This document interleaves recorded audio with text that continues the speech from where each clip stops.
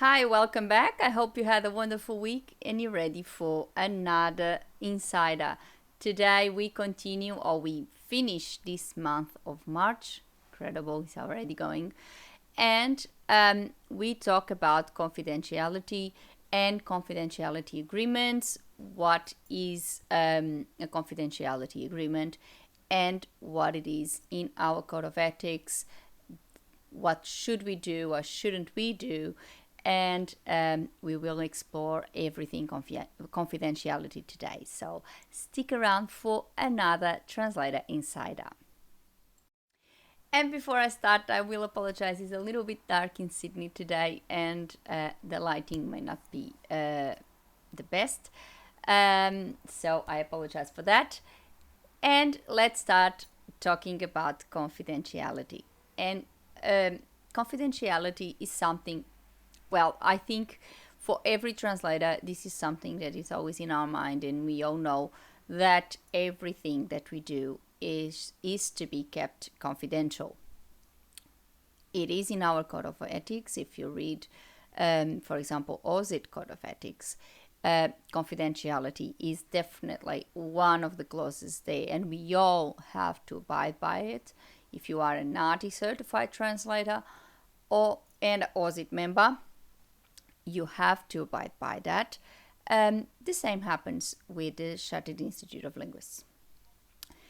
And what does it say? It says that everything, all the information exchanged between us and our client for, in order to carry out our work should be kept confidentially. We shall not disclose anything, any information that we have access to in the course of our work to anyone in any circumstance, except, and even if that content is to be made public, let's imagine we are translating a website that we know is going to be made public, we are translating a press release or something that we know that will be on the public domain, we still have to treat it confidentially because we are the translators. It is not our call to disclose the content of that text or that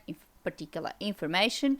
That information is or belongs to our clients, and they are the ones who make the decision of when to disclose the information, where to disclose the information, and who to disclose the information to.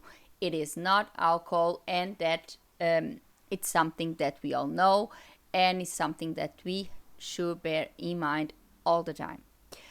However, there is certain circumstances that we may be able to disclose the information. For example, if we have the consent of our client, if our client, for example, allows us to, let's imagine we want to publish a little excerpt of a text that we have made, a press release or something else. We ask permission and the client consents that we use a little bit of that text, then obviously it is allowed because it was our client who expressed that he or she wouldn't mind us to do so. Or for example, if we are required by law, I'm thinking about, and this is more relevant especially to interpreters, if there is any circumstance that they are required by law to disclose any content of their work, they have to do so.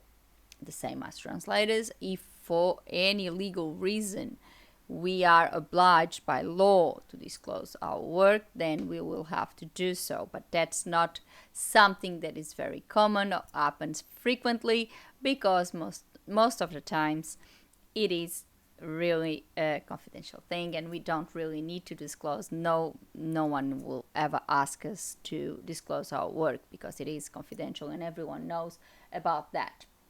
So confidentiality agreements. Well, confidentiality agreements, as you all know, they are contracts that you sign with a particular client that in which you sign and you agree that you will keep all the information confidential and you will not disclose any of it to anybody. Well, not all clients require that, but some do.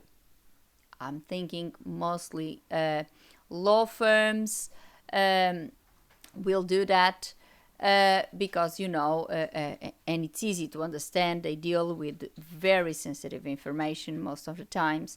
And if you are translating a contract for them, or if you are translating any other piece of sensitive information, of course, they will want that assurance that that information won't be passed on in any shape or form that may jeopardize their work itself.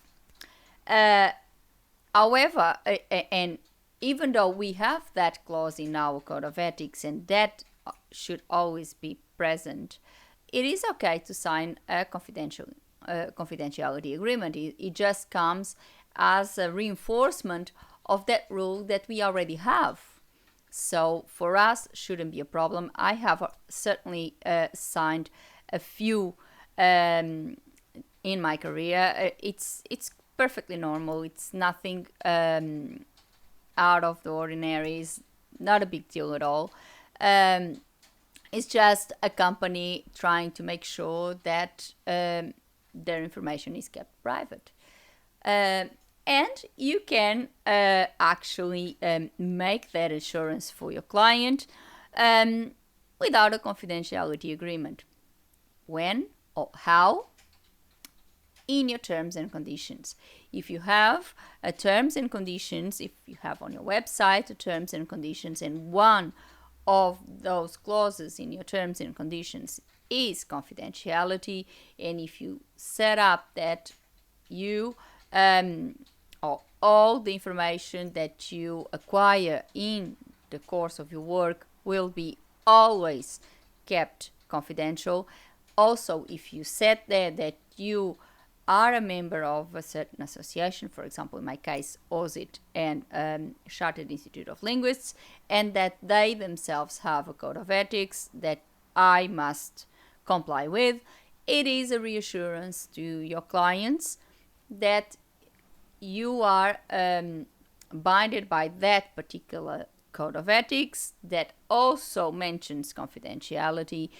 Plus, you have a terms and conditions that also specifies that that is your practice, that whatever happens, your work will always be kept confidential. So this is the rules with confidentiality, and this is what we should always bear in mind. It is an assurance for us because we know that we are always having the best practice, and it is an assurance for our client because our clients will see that we have a terms and conditions, that we have a code of ethics that we comply with, and everything is set up for them, everything is there, and they have that reassurance that everything will be okay because it is there. We have the code of ethics there. We have, it's one of those things. So it's something that you should bear in mind. When you start your business, please consider doing your terms and conditions and setting everything there. It's not only a reassurance for you because you set all the rules of your business, but it's always a rule and an assurance for your client. And in terms of confidentiality, it's definitely something that your client will love to read there because they will know, okay, this person is really serious about confidentiality, so much so that they have this clause in their terms and conditions, and they set out straight away that they will not disclose any part or any content of the information they acquire in the course of their work. I think this is something that will distinguish you from being a professional or just an amateur. That's just my view on this. That's just my perspective. And that's all for today. I hope you really like this insider today. I hope you really clarify this situation with the confidentiality agreements, because sometimes people may think that, oh, confidentiality agreement, the client wants me to sign, it's like a contract, what is this? Well, it's not a big deal. As I said, it's nothing problematic. It's something that is very easy, and we all should sign every anyway. It should be in our terms and conditions. That's what I said. We should have a terms and conditions that specifies that for the client already, and it should be in our mind that our everything that we have, all the information that we receive from our clients should always be kept confidential. So it shouldn't be a problem, and it will help us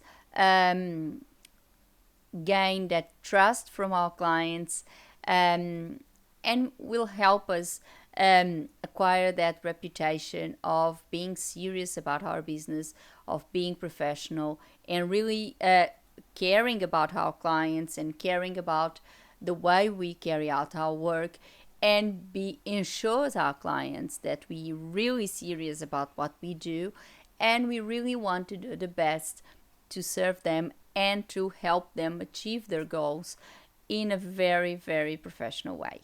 So I think that's the main thing.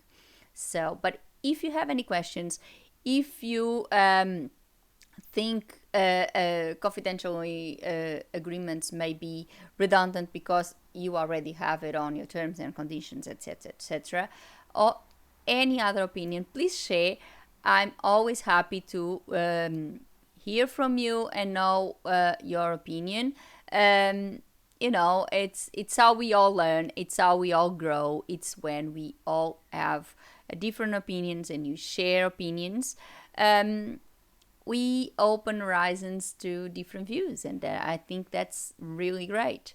Like the video and share with your friends so we make this community a little bigger, and subscribe the channel with a little click on the bell so you get a notification of a new insider every week.